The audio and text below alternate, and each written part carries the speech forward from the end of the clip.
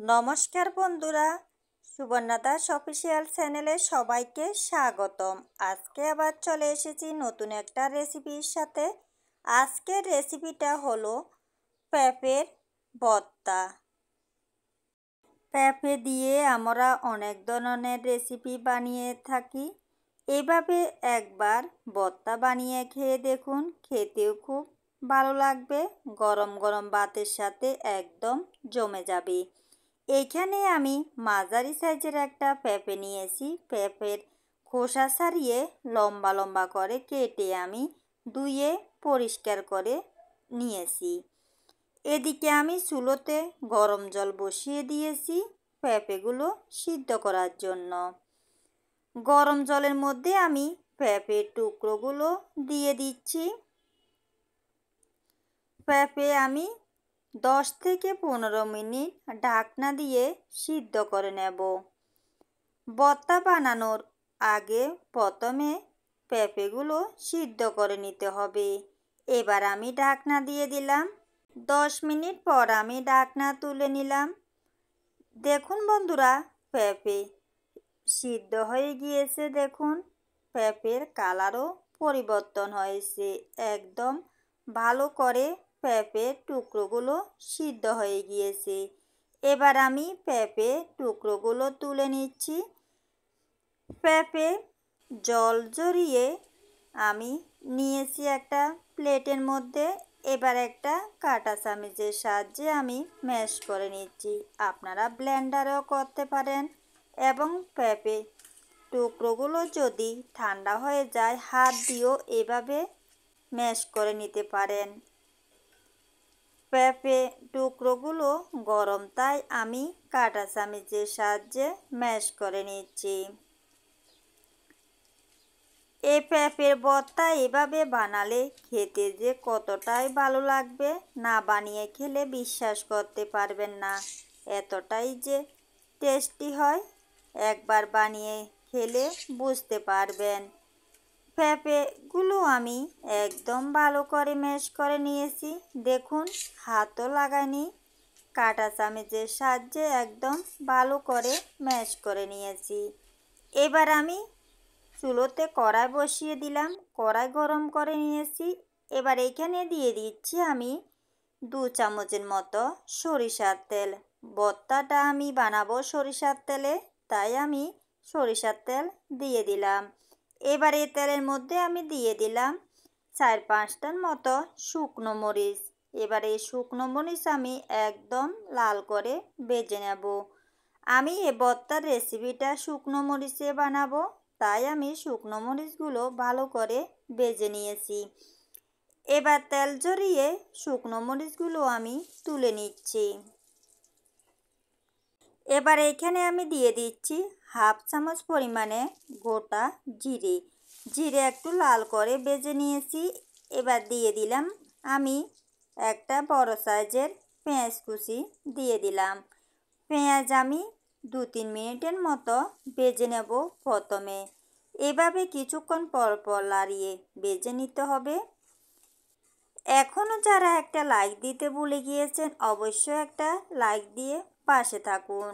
পেঁয়াজ আমি হালকা বাদামি কালার করে ভেজে নিয়েছি। এবার এখানে আমি দিয়ে দিচ্ছি থেতো করা রসুন দিয়ে দিলাম। পেঁয়াজের সাথে এবার আমি ভালো করে রসুন ভেজে নেব। এভাবে কিছুক্ষণ পর পর লাড়িয়ে পেঁয়াজ রসুন একদম বাদামি কালার করে ভেজে নিতে হবে। এই সময় চুলোর আঁচটা মিডিয়াম আঁচে দিয়ে পেঁয়াজ রসুন ভালো করে ভেজে নিতে হবে। আমার এই রেসিপিটি যদি আপনাদের ভালো লেগে থাকে, তাহলে লাইক কমেন্ট শেয়ার করে দেবেন। আর নতুন কোনো বন্ধু যদি আমার এই রেসিপিটি দেখে থাকেন, অবশ্যই আমার চ্যানেলটাকে সাবস্ক্রাইব করে দেবেন। পেঁয়াজ রসুন একদম বাদামি কালার করে আমি ভেজে নিয়েছি। দেখুন, এভাবে আপনারা ভর্তা বানানোর আগে পেঁয়াজ রসুন ভেজে নেবেন। এবার এখান থেকে আমি অর্ধেক পরিমাণে পেঁয়াজ রসুন তেল ঝরিয়ে তুলে নেব। ভর্তার মধ্যে আমি এই পেঁয়াজ রসুনগুলো পরে দিয়ে দেব। অর্ধেক পরিমাণে আমি পেঁয়াজ রসুন তুলে নিচ্ছি।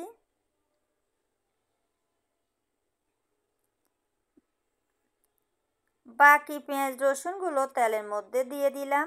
এবারে ম্যাশ করা পেঁপে দিয়ে দিচ্ছি। এবার ভালো করে পেঁপে লাড়িয়ে দিতে হবে। এভাবে আমি ভালো করে কিছুক্ষণ লাড়িয়ে রান্না করে নেব। এ সময় একটু ঘন হাতে লাড়িয়ে দিতে হবে, না হলে কড়াইয়ের সাথে লেগে যেতে পারে। এভাবে কিছুক্ষণ রান্না করার পর আমি দিয়ে দিচ্ছি স্বাদ মতো লবণ আর দিয়ে দিচ্ছি 1 চামচ পরিমাণে হলুদের গুঁড়ো। হলুদের গুঁড়োটা দিলে ভর্তার কালারটাও খুবই সুন্দর দেখাবে। এবার আমি ভালো করে মিক্স করে নিচ্ছি। এভাবে ভালো করে লাড়িয়ে মিক্স করে নিতে হবে। পেঁপের এই ভর্তার রেসিপিটি যদি আপনারা এভাবে তৈরি করেন, গরম গরম ভাতের সাথে অন্য কিছু আর প্রয়োজন হবে না। একদম পুরো ভাতে আপনারা এই ভর্তা দিয়ে খেয়ে ফেলতে পারবেন। এভাবে কিছুক্ষণ পর পর লাড়িয়ে দিতে হবে। এবার এখানে আমি দিয়ে দিচ্ছি 1 চামচ পরিমাণে ভাজা জিরের গুঁড়ো। ভাজা জিরের গুঁড়ো দিয়ে আবারও আমি ভালো করে লাড়িয়ে দিচ্ছি।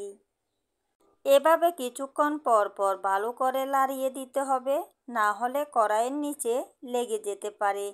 এবার এখানে আমি দিয়ে দিচ্ছি যে শুকনো মরিচ ভেজে রেখেছি, তা আমি হাত দিয়ে ভেঙে দিয়ে দিচ্ছি। এখানে আমি আর গুঁড়ো মরিচ ব্যবহার করব না এবং কাঁচা মরিচও ব্যবহার করব না। শুধু এই শুকনো মরিচ দিয়ে এই ভর্তাটা আমি বানিয়ে নিচ্ছি। শুকনো মরিচ দিয়ে এই ভর্তা বানালে খেতে অসাধারণ লাগবে। এভাবে আমি ভালো করে মরিচের সাথে মিশিয়ে নিচ্ছি। এ ভর্তা যদি আপনারা কোনোদিন না খেয়ে থাকেন, অবশ্যই একদিন ট্রাই করবেন, দেখবেন খেতেও খুব ভালো লাগবে। এবার এখানে আমি দিয়ে দিচ্ছি যে অর্ধেক পরিমাণে আমি পেঁয়াজ রসুন ভেজে রেখেছিলাম, তা দিয়ে দিলাম। এবার পেঁয়াজ রসুনের সাথেও ভালো করে মিশিয়ে নিচ্ছি।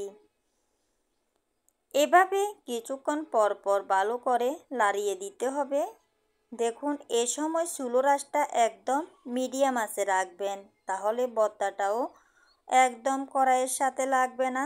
দেখুন কতটা লোভনীয় হয়েছে, কালারটাও কতটা সুন্দর হয়েছে। এবার এখানে আমি দিয়ে দিচ্ছি কাঁচা ধনিয়া পাতা কুচি।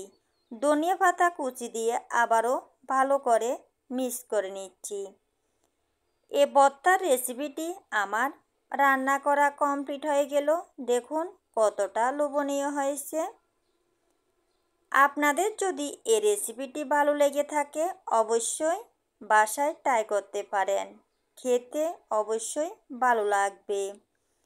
এ ভর্তা আমি এবার আপনাদের পরিবেশন করে দেখাচ্ছি।